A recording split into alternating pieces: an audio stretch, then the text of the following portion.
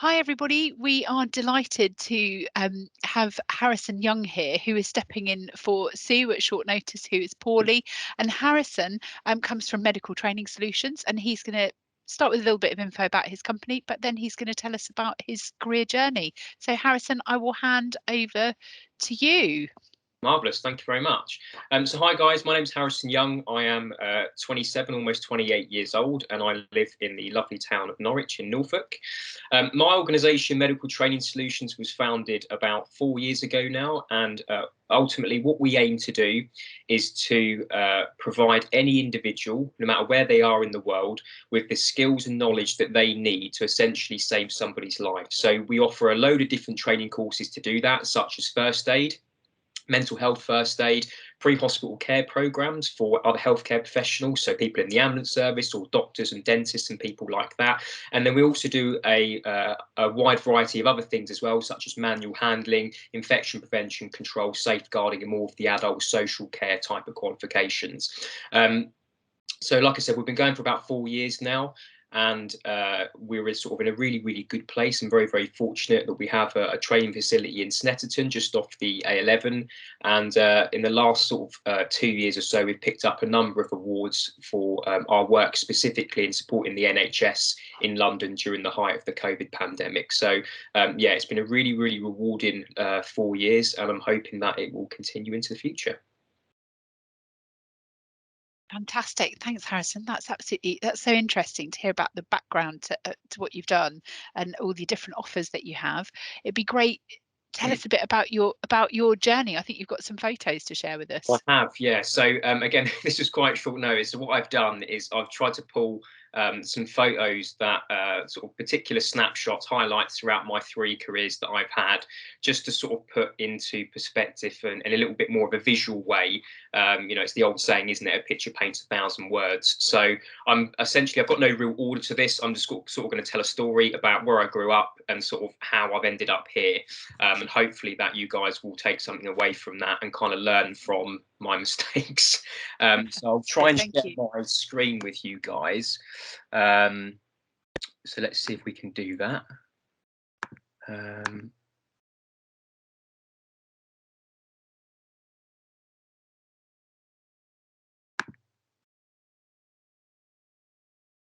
Brilliant. So, we can see your screen. Can you see this? Yeah, we can see a load of photos, like thumbnails of your photos. I'm just going to talk you through these, and then I'll add some context and put a little bit more meat on the bone. So, nice embarrassing photo to start with. This is me in just off a council estate in East London. So I started off my life in a borough of East London, as you can see there. Can everyone see that all right? Yeah, I can see that. Is it you on a horse there? Yeah, brilliant. Gone big.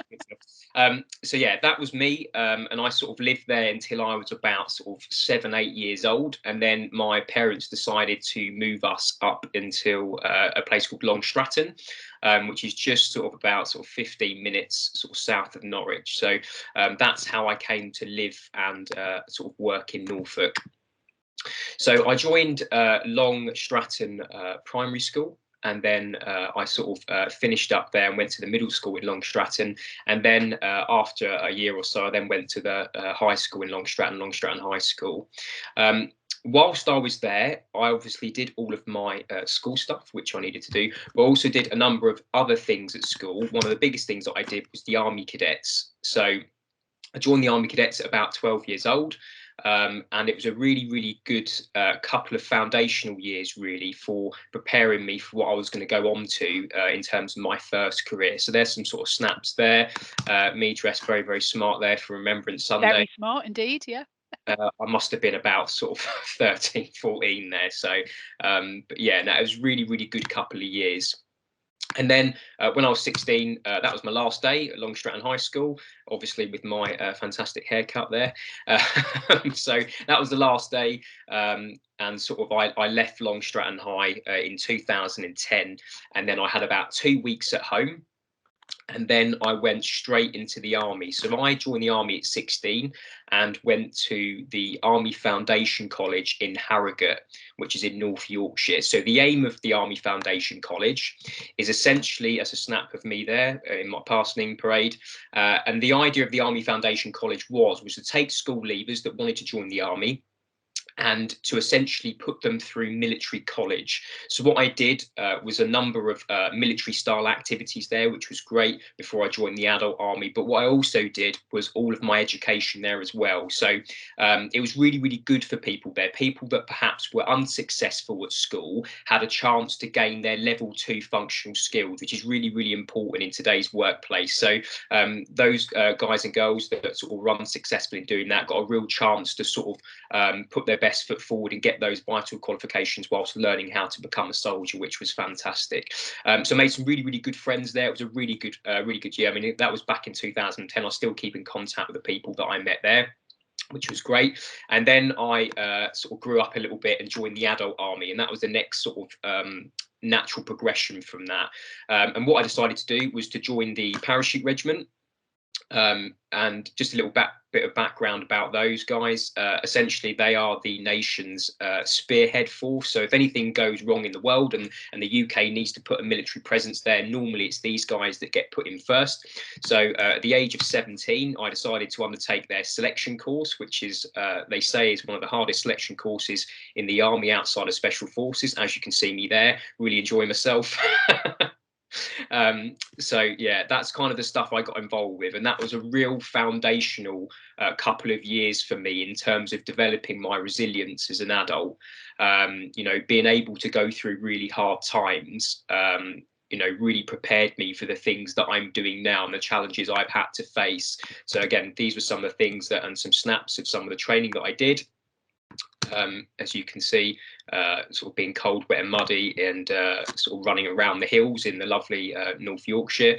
And after I sort of finished that and was lucky enough to pass, I then was posted into the Parachute Regiment. So again, I must have been about 17 there, fit as a fiddle. Unfortunately, I'm not in that shape now.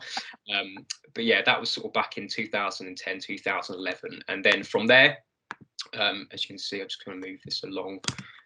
So that was my passing out parade. So again, I must have been about 17 there. And then I was posted to the 2nd Battalion, the Parachute Regiment in Colchester. Just some more clips here. So that's when I passed out in my passing out parade at Catterick in North Yorkshire. I think if this works, I might have a little video for you guys. So for those interested in joining the military, this is kind of what it looks like.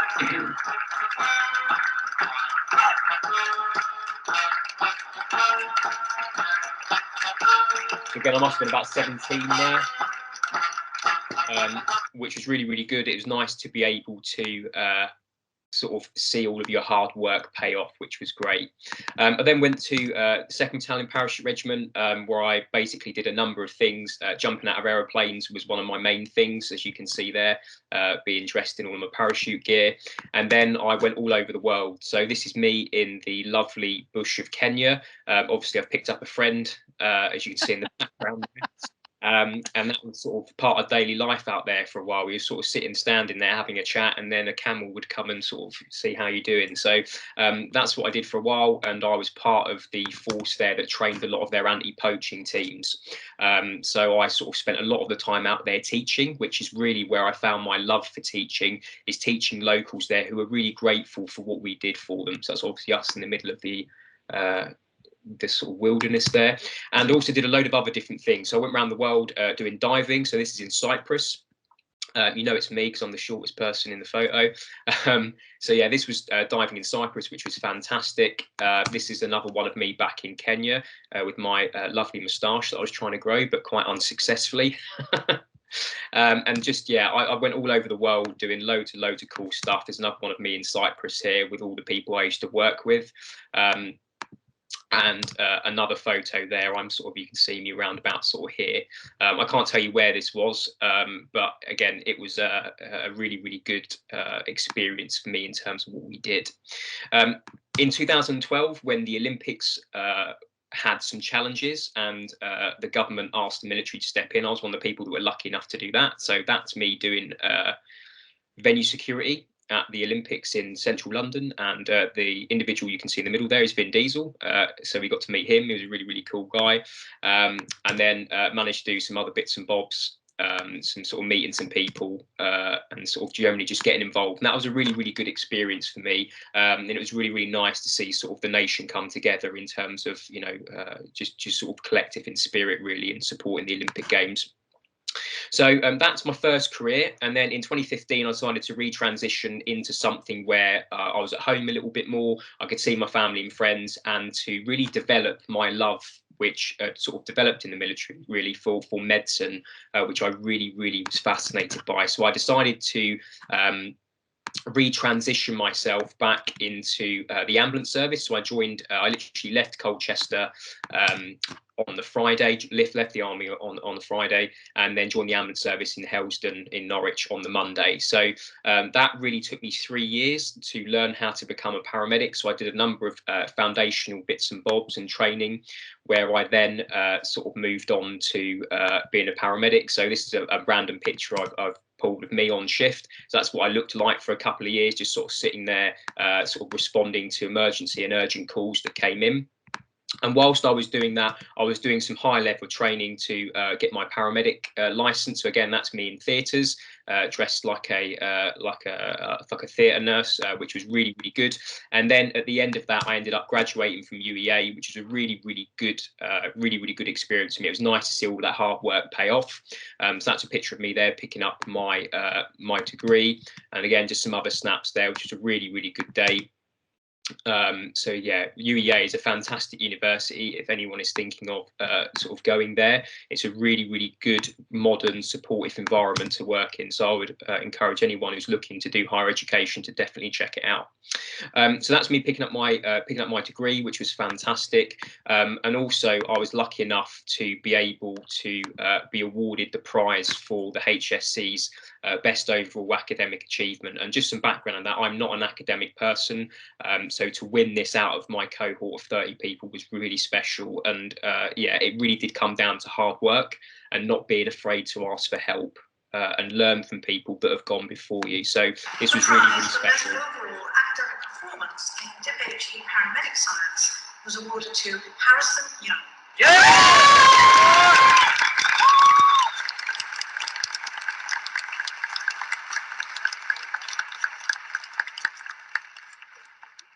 That was me picking up my my prize, my degree at Carrow Road in Norwich, which is really, really great. As my over enthusiastic, supportive parents in the background. And this is sort of a picture that I made to show that transition. So again, I started off in the military, went in the ambulance service, and then I was ready to pursue my next venture, which was more in the business world. So I took all of the skills that I learned out of my previous 2 careers, and I tried to fit them then into something which I was really, really passionate in. And basically what happened 4 or 5 years ago is I went to an incident as a paramedic with the ambulance service where better quality CPR could have saved a man's life. And he was quite a young chap. He was only about 50. And the quality of the training that this particular workplace had and their staff was really poor. So I sort of came away from that thinking, well, if someone had known what to do, then generally the outcome for him and his family might have been really, really different. So that stuck with me for quite a while, until I got to the point where I said, no, I've got to do something about this. So whilst going through university, I decided to set up Medical Training Solutions, with the aims that I've already spoken about, really, which was to give anybody, regardless of who they are, wherever they are in the world, these life-saving skills to be able to help someone out in one of their darkest days. And it was a little bit rocky to start with, as most startups are, but luckily we've managed to do some pretty cool things in the space of the last 4 years. So that was us on, I can't remember what news outlet it was, though, but we managed to get a spot on a TV, on a breakfast show, which was great, talking about all the things that we'd done, which was really, really good. So that was cool. And what we've also done is we managed to make some press and some news. So we got featured. Can everyone see that? Let's just get rid of that. So yeah, can everyone see that? Yeah. Yeah, Yeah, we can. perfect. Yeah. So yeah, we managed to get featured in some news outlets, which was fantastic. And the aim of that really was to encourage people to sort of get involved and learn this stuff, regardless of who they are and where they worked and what their experience was, and even how old they were, to be able to sort of get involved and to learn this stuff, because you never know where you might need it. We ended up following that, ended up on Channel 5 doing some medical bits and bobs and some shooting for some different projects and bits and bobs, which was fantastic. So that's me there with a very awkward cameraman over my right shoulder, video and everything I was doing. And then this is really the last sort of 6 to 18 months, really, and we picked up quite a few awards, like I said, for the work that me and my team had done in supporting the NHS during the last 18 months, with obviously the huge problems that they've had in terms of a staffing and training perspective. And then what was really lovely is in the last 6 months, I actually picked up a companionship sort of award from the College of Paramedics, which is really fantastic. It's one of the most highest distinguished awards that you can get as a paramedic in this country. And that was purely for all the work that we'd done in supporting the NHS through that time. So that was really, really fantastic. And that's just another piece of PR that we managed to get as a result of that. So yeah, that's sort of the last 11 years in a snapshot, if that's helpful at all. Can everyone's, am I back on the screen now? Yeah, we've still, oh, now there's me in duplicate. You're still sharing your screen. Okay. Back on to stop sharing. Harrison, that was absolutely brilliant. And it's made me reflect on what on earth I've been doing with my time, being 47 and not having won any awards, or certainly not been to even half the amount of countries that you've been to. But that was so interesting to hear about. And I just, you've reflected a lot on the, sort of talking about your experience in the pandemic. Do you think that the pandemic has sort of altered your workplace in any way? And sort of thinking about that, what sort of behaviours and skills do you think young people sort of need to thrive in that environment now? I think that I think it's very workplace specific in terms of how they're adapted, because some organisations have had to completely change what they're doing, and you see now that a lot more people are working from home. And people aren't working in offices, so definitely developing IT skills is a massive thing for people. Being able to, like we're all doing now, know your way around Microsoft Teams and stuff like that is really, really important, because that seems to be the way that the world's going for a lot of workplaces. But yeah, I think another one is resilience as well, because obviously, the last 18 months have been difficult for so many people for so many different reasons, and being able to, develop yourself into a character who is resilient and is able to look after yourself and also other people as well. And I think mental health is a massive thing at the moment, and I've found personally that it's really, really important to make sure that you have that self-awareness, that if you are stressed out for certain things, that you do get, you do talk to people and you do look after yourself. It's really, really important. I think that the pandemic has, in my opinion, just sort of sped things up that were naturally going to happen anyway. I always thought people were going to be sort of working from home more and taking advantage of all the digital that we have now, but that's kind of just sort of escalated it and sped it up slightly. But definitely sort of IT skills massively, digital skills are really, really important. If you look at the world now, everything is getting more digital. It's not going back the other way. There's more technology. So if you are a little bit technophobic, I know I am, just spending that time just to learn those skills, and if you haven't got that sort of knowledge, then just speak to people that have. There's so many people that are willing to help and show you around things, but definitely I think resilience is key. Being able to deal with setbacks is really, really important as a young person, and I think that how you deal with those will sort of define your ability to move forward in your adult life. So definitely the ability to deal with success is a really, really big thing, but also the ability to deal with setbacks as well, and being able to sort of dust yourself off and keep going is a really important skill, I think. Oh yeah, I think that's a really, really interesting reflection. In your organisation, we need to wrap up in a minute, but in your organisation, does everybody perform the same kind of roles as you, or do you have people doing different jobs? We have people doing different jobs. So our team is made up of a lot of different departments, but obviously we have all of our office staff who do all of our HR and admin and bits and bobs that really support the rest of the activity that goes on. And then obviously, bearing in mind we do medical training, we have a lot of specialists that come together in almost like a clinical hub. So that's made up of people like paramedics, nurses, doctors, social workers, and loads of people like that, all specialists that teach their own subjects as such. Brilliant. And it's nice because we feed off one another, and we get ideas for different things that we're going to be doing. So there's a load of different roles. We have, the more specialist types of roles. But we also have sort of people who help out and support in other ways. So it is quite diverse and mixed. Oh, fantastic. And just finally, if you were able to go back and have a conversation with your younger self, looking at your career journey now, what advice would you give yourself? I would say that two things. Number one, when you're looking to get into the world of work, I think it's very, very important that you follow your passion. It's very, very easy as a 16-year-old when you're going into the world of work to always think about, or 18 or wherever, to think about the money, because it motivates a lot of people. My advice is don't focus on that, because if you're doing a particular career for the financial gain, then it will be very, very difficult for you, because you need to have that passion for something, because that will carry you through, and at 2-3 o'clock in the morning when you're writing assignments and you're pulling your hair out because you're stressed. It's that passion for wanting to do that particular job that will carry you through. So I think follow your passion is, and you'd only do your best work if you're in a position that you're passionate about. And that's where you need to be. And you spend 80% of your life at work, so you need to find something you enjoy and that you're passionate about, that really sort of makes your toes curl, so to speak. So that's really, really important. The second thing I would say is don't be afraid to ask for help.